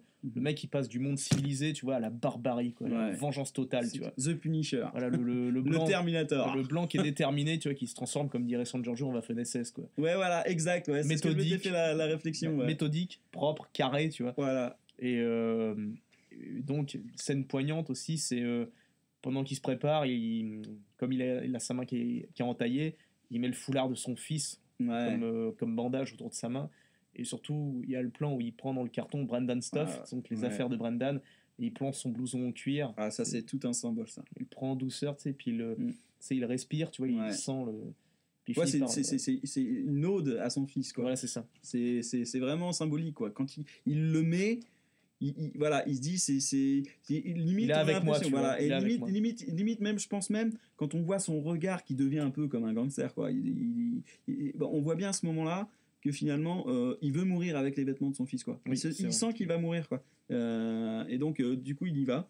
Et bon, attends, avant qu'il y aille, t'as le plan final, c'est où tu le vois, donc avec c'est un plan découpe en fait, où tu le vois avec le crâne rasé qui est assis sur son établi parce qu'il est dans le garage, donc tu vois le visage mais tuméfié de partout, c'est le crâne rasé avec des lumières, enfin je veux dire c'est le jeu un de bon lumière éclairage, est vraiment bien. Et après tu le vois avec le blouson en cuir, le fusil de chasse dans la main, et il balaye un dernier regard dans la pièce, tu vois, comme s'il disait au revoir à sa vie d'avant. Ouais, ça j'ai ressenti la même chose à ce moment-là. C'est vraiment, ça dure 2 secondes, mais ça veut tout dire, quoi. C'est poignant. Elle est violente cette scène, hein. Franchement, il se rend compte que c'est fini tout ça, il jette un dernier regard, tu sais, il y a pas de musique, il y a rien, ça dure 2-3 secondes, puis après il charge le gun et puis il se barre du garage, quoi. Puis là il va faire le ménage, quoi. Bah là ça revient un peu à la phrase qu'il avait dit à la flic, que quelquefois il n'y a que le chaos. C'est à ça que ça me fait penser. Voilà, ça y est, là c'est le jugement final, ce sera soit moi soit eux, mais voilà, il n'y a pas d'autre solution. Donc voilà. Après, bon bah bien sûr, là, où il va chercher un des premiers Gus, en fait, un des premiers gars, donc un des gars de l'équipe de Billy. En fait, il va dans l'appart, l'appart du miteux, je veux dire, du gars, donc il monte et tout, il a avec son fusil de chasse dans la main, dans les bras. Puis il arrive devant la porte du dealer, du gars, le mec de l'équipe, et en fait, qu'est-ce qu'il fait en arrivant à la porte? Il s'apprête à frapper, comme ferait un mec normal, c'est quand t'arrives à une porte, toc toc toc. Puis en fait, il se rend compte, juste avant qu'il commence à frapper, que ce monde-là, il est fini, quoi. Et qu'il faut passer aux choses sérieuses. Et en fait, avant de frapper, il se rend compte que non, ça sert plus à rien, quoi. Tu sais, il y a ces instincts, tu vois, d'homme civilisé, tu vois. Mais finalement, t'as le... Je veux dire, Et il prend le fusil à peau, puis puis il explose la serrure, il rentre comme ça, en mode Terminator. Il explose la table, il défonce le mec, il lui fout une balle dans la gueule. Alors, avant qu'il mette une balle dans un truc, il a dit...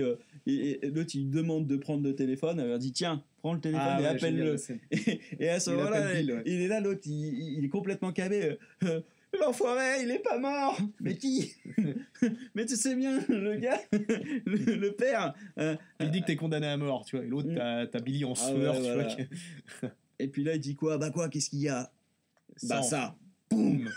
Mais beau plan d'ailleurs, en fait, où il tire avec le flingue, en fait, et la caméra se déporte sur le côté, en fait, comme si sa tête s'arrachait, tu vois. Ouais, et c'est pas montré, voilà, c'est ça qui est bien dans ce film-là. Il n'y a pas besoin, il montre la violence quand il faut la montrer. Et il peut la suggérer. Voilà, il fait vraiment. Il joue sur les deux tableaux. Voilà, il n'y a pas besoin d'être trop trash. Le film est déjà trash en lui-même, en fait. C'est ça qui est incroyable. Et d'ailleurs, en parler vite fait, dans la scène où on voit Billy qui se fait appeler par le coup de fil de Nick, on voit un arrière-plan de la scène où donc se trouve Bill des kilomètres plus loin sur un pont. Un tag où vous voyez la gueule de Jigsaw, référence du réalisateur au personnage de Jigsaw dans Saw. Et dans tous les films de James Wan, il y a toujours des références à ce personnage-là, dans tous. Insidious, t'as un passage où t'as sa gueule. Je crois qu'il y en a aussi dans Conjuring. Bref, il y a un truc, des petits clins d'œil. Ok. Et là, donc, Nick va au labo pour aller faire le ménage de printemps. Et note que c'est quand même violent, je veux dire, comme scène, tu vois. C'est incroyable. D'ailleurs, ce qu'il faut rappeler, c'est qu'à un moment donné, t'as Billy, avant de partir, il y a son père qui arrive, le père de Billy, et qui veut le raisonner, et il dit en gros, non, tu me fais du bordel, je sais pas te tenir, en gros, arrête tes conneries, et lui, il le bute direct, quoi. Il cherche même pas à discuter, il bute son propre père, quoi. Le mec, on voit bien, est complètement drogué, quoi. Et plus c'est violent, tu ne vois pas venir, il lui tire une balle dans l'œil, tu vois vraiment pas. La lunette qui explose, tu vois, puis désolé papa. Violent, là on sent que les deux sont en mode faites pas chier, on a un compte à régler, il y a personne qui peut se mettre en travers. Hein. Et donc après voilà, la tuerie, il rentre dans la baraque. Puis méthodique, propre, tu sais, il en a rien à foutre de crever en fait. Voilà. Alors à un moment donné, il y a Nick Young qui arrive avant de rentrer dans la maison où c'est qu'il y a tous les gangsters. Il rentre dans une voiture, il la coupe en deux, quoi. C'est ce moment où j'ai pas trop aimé. C'est le seul moment qui faisait un peu irréaliste. Et après, du coup, il y a aussi ce passage qui est pas mal où il y a un moment donné, c'est ça qui est réaliste. À un moment donné, il est pris en étau entre deux mecs, et à un moment donné, il marche sur du verre, Nick. Et c'est pour ça fait vraiment réaliste, quoi. C'est pas le mec qui bute tout le monde, machin, tout ça. Donc à ce moment-là, hop, le mec, il sait qu'il est de l'autre côté, il va le buter. Et à ce moment-là, réflexe, il voit le reflet, et puis il s'abaisse et il tire dessus. Et c'est vraiment des codes de films d'horreur, tu vois. Je veux dire, la lumière, tu vois, c'est dans la pénombre. Il y a en plus, c'est dans une usine désaffectée, un asile désaffecté, tu vois, un asile, tu vois. Et tu vois les fenêtres, tu vois, où il y a les arbres, il y a des, c'est les maisons hantées, c'est presque une maison hantée, tu vois le truc. Les lumières qui s'allument, qui se réteignent, qui se rallument, qui se réteignent. Il y a toujours de la tension. Voilà, il y a un jeu d'ombre, tu sais, ça fout limite la trouille, quoi. Tu sais, tu te demandes si t'as pas un fantôme qui va te sauter à la gueule ou un truc dans le genre. Non, c'est franchement, tu vois que Swan, c'est son délire, quoi, tu vois, tous ces trucs-là. Alors, il arrive à tuer tout le monde en se prenant quelques balles, et à un moment donné, il rentre. À la fin, il s'en prend quelques. Voilà, après, il rentre dans la chapelle. C'est une espèce de chapelle, je pense, au niveau de l'asile, quoi. Et là, quand il arrive à la chapelle, il est pris en étau entre le noir qui est derrière lui et Billy qui est devant lui. Il se prend, de souvenir, il se prend une bastos dans l'épaule, je crois. Dans l'épaule d'abord, ouais. Non, dans le cou. C'est après, c'est en dernier. C'est en dernier. Alors, il prend une dans la jambe, après, du coup, il avance et il tire. Il touche Billy 2-3 fois, il prend 2-3 Et puis attention, c'est pas juste des balles comme ça, non, c'est vraiment des balles de 45. Ouais, il a bien mis sur les détails, tu vois. T'as le pauvre Billy qui se prend une balle dans le bras, il lève le bras et résultat, il se reprend une balle dans la main, il y a 3 doigts qui sautent. Ah ouais, excellent ce passage, il y a ces 3 doigts qui sautent. Faut le noter, beau travail de maquillage et tout. Ouais. Et au même moment, t'as le noir qui arrive de l'autre côté, en feuge, qui fout une balle dans la gorge à Nick. Nick se retourne, boum, 45 dans la gueule. Ah boum, la tête explosée. Alors, plein dans la tête, ça l'arrêtera net. Alors ouais, donc ça, c'est super passage. Excuse-moi, tu sais, en plus les pauvres ils sont en PLS tous les deux, tu vois, t'as le pauvre Billy qui est par terre, qui est comme une merde sur le ventre, s'il s'est pris une balle dans le bide, dans les mains, tu sais, il lui manque la moitié de la c'est clair. La paluche, t'as l'autre qui a le crâne qui est explosé, et t'as Nick, le pauvre, il a une balle dans la gorge, une balle dans le bide, pareil, et puis il finit par s'asseoir, joli plan, tu sais, où il s'assoit sur le banc de chapelle, et t'as le plan sur le flingue qui est déchargé, c'est avec la culasse reculée qui tombe, et tu sais, il est presque en train de crever, tu vois, il se laisse mourir, tu vois, il se tire la gorge, et t'as l'autre là qui est avec son flingue et qui essaie encore de le buter, tu vois, et comme il a plus d'énergie, il a plus rien, il tire à côté, donc tu sais, t'as le plan simple. Il restait que 2 balles, et du coup, ça tape dans le banc, tu vois, l'autre il sursaute, tu sais, ça tape dans le mur, il sursaute encore, mais il bouge pas, tu vois. Après, peut-être aussi que vu que c'est son bras droit où il y a les 3 doigts en moins, il a essayé de la gauche et que c'est pas à la gauche on réussit jamais bien. Donc bref, après tous les deux ils se mettent sur le banc ensemble, côte à côte, et puis là du coup ils sont devant l'hôtel, quoi, ils regardent tous les deux devant l'hôtel, et là ils regardent, c'est mignon, c'est une belle scène, tu vois. Ouais, c'est une belle scène. Et après tu vois Billy qui regarde Nick et qui lui dit comme ça: regarde-toi, on dirait que t'es des nôtres. Et lui, il répond pas tout de suite. C'est comme s'il acceptait, tu vois. Et même en fait, non, c'est pas vraiment qu'il accepte. Il sait qu'il est pas pareil que lui, mais en gros, il veut pas rentrer dans son jeu. Il veut rester le père qu'il a été. Là, à ce moment, il redevient le père, en fait, j'ai l'impression. Et à ce moment-là, il regarde. Oui, exactement. Il revient finalement civilisé. Voilà, comme il a fait un peu quand il est retourné au bureau. Qu'est-ce qu'il fait? Il ressort son pétard, le flingue de Rick. Voilà. Et il lui demande: t'es prêt, tu vois, genre tu sais le truc civilisé, tu vois, quelque part, tu vois, genre monsieur, êtes-vous disponible, avez-vous l'obligeance, c'est la dernière joute, et puis t'as l'eau, ça va lui faire du bien, quoi, tu vois, c'est voilà. Puis après on croit que ça va finir comme ça, c'est ça qui est bien en plus dans ce film, à chaque fois on se dit ça va être la fin, ou ça va se passer comme ça, tout ça, et puis après non, finalement il retourne chez lui, Nick retourne chez lui. Tu sais, et puis dans un état, tu sais, genre il se tire la gorge, tu vois, vraiment, tu sais, il rentre dans la pièce, il arrache les scotch, tu sais, les scotch jaunes qui restaient, tu vois, puis qu'est-ce qu'il fait? Premier réflexe qu'il fait, c'est il rentre chez lui, il va même pas se soigner, c'est en fait il veut crever, tu vois. Il sait c'est fini, tu vois, il a fait son boulot, il a fait son boulot de blanc, il a carré le truc, tu vois, il rentre chez lui, non, vraiment elle est puissante, on voit blanc, là on sent que c'est la mort qui est sur son visage, c'est la fin, tu vois, c'est incroyable. Puis il va se foutre sur le canapé, c'est juste devant le tracé de sa femme, tu vois, et puis il regarde les vidéos, parce que pendant le film c'est que ça, tu vois, c'est genre c'est des références aux vidéos, aux souvenirs, tu vois, le nouvel an, les anniversaires, machin.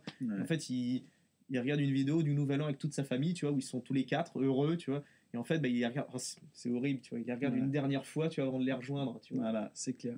Et puis à ce moment-là, on s'est suggéré, peut-être il est vivant, peut-être il reste en vie, peut-être que Nick ne reste pas en vie. Il y a la flic qui arrive, qui lui dit attention avec le blouson, le flingue, c'est en mode, tu vois, arrêtez le méchant de l'histoire. le méchant sorcier blanc. Oh la vache. Et donc à ce moment-là, il lui dit votre fils a bougé, il a remué, en gros il est vivant. Voilà. Et là on voit le sourire sur ses lèvres. On ne sait pas après s'il meurt ou pas. Le plan se finit ici. Et il a encore envie, Kevin Bacon, je crois, tu vois. Bah, il a envie, Non, mais mais par je rapport. rigole. Ah ouais, Kevin Bacon, oui. Mais Nicky Yoon, je sais pas. Et donc, arrivé à ce moment-là, bon, bah, ça coupe. Et donc, on sait pas. Du coup, il sourit en regardant sa famille. Le plan finit voilà. sur la famille, tu vois, sur les 4 personnages. Ouais, tu vois, exact. Donc, les 2 enfants, Super, la super femme, le mari, tu vois. Voilà. Enfin, je veux dire, la vie normale, quoi, tu vois. Là, c'était l'ode à sa famille, voilà. C'est presque un film à l'honneur de la famille, quoi, tu vois, c'est vrai. Protéger sa famille, tu vois, prendre soin d'elle, tu vois, c'est parce que c'est la logique des choses, tu vois, pour la continuité de pour les projets, je veux dire, de la vie. Dead Sentence, pour finir. Voilà, pour finir. Donc, qualité de mise en scène, parfaite. Je suis désolé, je vais pas laisser les connards de cinéphiles en mode oui, mais franchement, de toute façon, on peut pas dire Saw c'était un super film, Conjuring c'était un super film. Tu peux pas dire ah bah les 2 films qu'il a fait entre Saw et Conjuring c'est de la merde. Hein, c'est à un moment donné, faut arrêter quoi. Il y a de la qualité, il y a de la... c'est quasiment la même ambiance, quasiment la même façon de filmer. C'est sûrement la même équipe qui travaille, c'est le même réalisateur. Franchement, c'est parfait quoi. En plus, c'est vraiment des projets. Parce que c'est un film paf. Déglingué par la critique. Simplement pourquoi ? Parce que comme troupe d'élite, ils montrent les choses qui sont vraies, que les ordures, les parasites doivent crever et les gens de bon sens doivent être protégés, les gens qui sont bien, qui sont... Ouais. En tout cas, il y a trop de choses à dire. Allez voir ce film, pas aller voir ce film parce que de toute façon il est déjà sorti. Regardez ce film. Rendez hommage aux petits films peu connus, il y en a plein. Et d'ailleurs, je dirais même plus. Il faudrait que les FAF, dès que vous avez un petit peu de sous et que vous pouvez, achetez même ce film. C'est-à-dire, faites-vous une vidéothèque de FAF. Alors écoutez, j'espère que ce ciné pomme vous a plu. On ne demandez pas trop, hein, c'est notre premier, hein, les gars, hein, d'accord. Le prochain sera meilleur, celui d'après sera encore meilleur. On fait pas trop les difficiles. Voilà. Et de toute façon, le but de... Et pouce bleu, hein. Voilà. Et le but aussi, c'est faire découvrir des films.